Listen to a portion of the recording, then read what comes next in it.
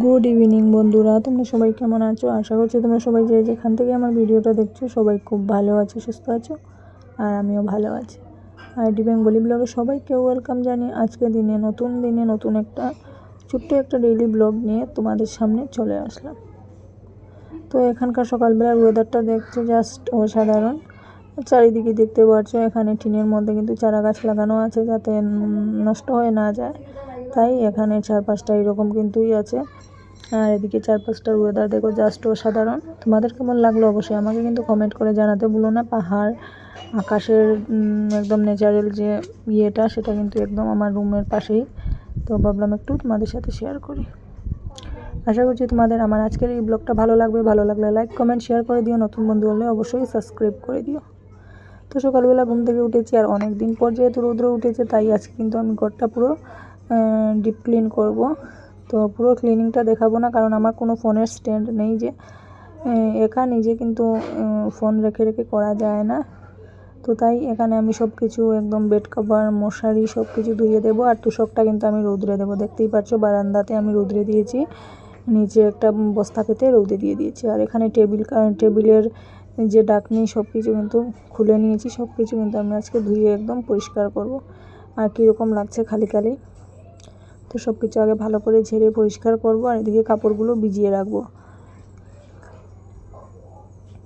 আর যেহেতু অনেক দিন পর রৌদ্র দিয়েছে তাই কিন্তু ঘরের অবস্থা একদমই খারাপ, একদম পুরো স্যাঁতস্যাঁতে হয়ে আছে। তো এখন আমি দেখো এখানে আমি সার্ফ দিয়ে গরম জল দিয়ে কিন্তু কাপড়গুলো ভিজিয়ে রাখবো। তো কাপড়গুলো ভিজিয়ে রেখে আগে প্রথমে ঘরগুলো ভালো করে ক্লিন করে নেব, তারপর কিন্তু কাপড়গুলো ধুয়ে দেব।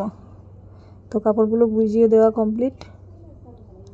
তো আর বাকি তোমাদের কিন্তু আমি তেমনভাবে দেখাতে পারবো না, কারণ একা কাপড় ধোয়া সব কিছু দেখানো যাবে না। আর এখানে দেখো কিছু বিস্কিট আর সাবান নিয়ে এসেছিলো, তো সেটাও তোমাদের সাথে একটু শেয়ার করলাম। তারপর তো আবার দুপুরবেলা রান্না। আর এইভাবে কিন্তু আমার কিন্তু নমকিন বিস্কুটগুলো খেতে ভালো লাগে, তাই কিন্তু এগুলোই নিয়ে আসা হয়েছিল। আর এগুলো খেতে কিন্তু দারুণ লাগে। তো এখানে 4 রকমের বিস্কুট আছে।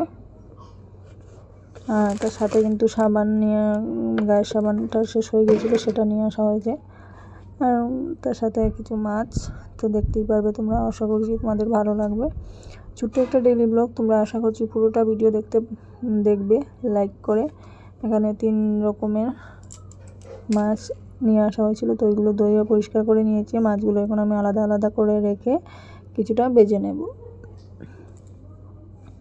তো বন্ধুরা, তোমাদের এখানে এখন কীরকম কি? আমাদের এখানে তো প্রায় 1-2 মাস পুরো বৃষ্টি দিল কন্টিনিউ, আর এখন কিছুদিন থেকে একটু রৌদ্র দিচ্ছে। তো রৌদ্র দিলে ভালোই লাগে, কিন্তু গরমও আছে অল্প, অনেকটাই গরম আছে। তবুও বৃষ্টি থেকে কিন্তু গরমটাই ভালো, কারণ রৌদ্র দিলে কি হয়, আলাদাই একটা ভালো লাগে, কাজে এনার্জি পাওয়া যায়। তো চলো আর সাথে থাকো। আর এখানে দেখো আমি মাছগুলো আলাদা করে, আর এই ট্যাংরা মাছ আর পাবদা মাছগুলো আমি এখন ভেজে নেব। তো ট্যাংরা মাছগুলো ভেজে দেখি কি রান্না করি, পারলে তোমাদের সাথে শেয়ার করব অবশ্যই। তো তোমাদেরকে অনুরোধ করছি বন্ধুরা, যারা যারা নতুন ভিডিও দেখছো চ্যানেলটা সাবস্ক্রাইব করোনি, অবশ্যই চ্যানেলটাকে সাবস্ক্রাইব করে দিও। আর যারা পুরনো বন্ধু আছো তাদেরকে তো অসংখ্য ধন্যবাদ ও অনেক অনেক ভালোবাসা। তো এখানে আমি ভালো করে মাছগুলো আমি হলুদ নুন মাখিয়ে ভালো করে আমি মাছগুলো ভেজে নেব।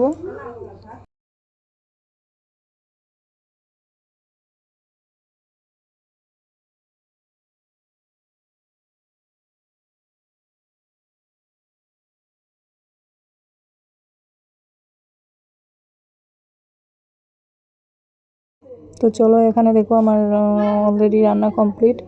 তো এখানে আমি সব কিছু রান্না করিনি, একটা রান্নাই করেছি, একটু শেয়ার করলাম তোমাদের সাথে, কারণ আজকে সময় দিয়ে কুলে উঠতে পারিনি, কারণ অনেক কাপড় চোপড় ধুলাম, আবার সব কিছু রোদ্রে দিলাম তাই।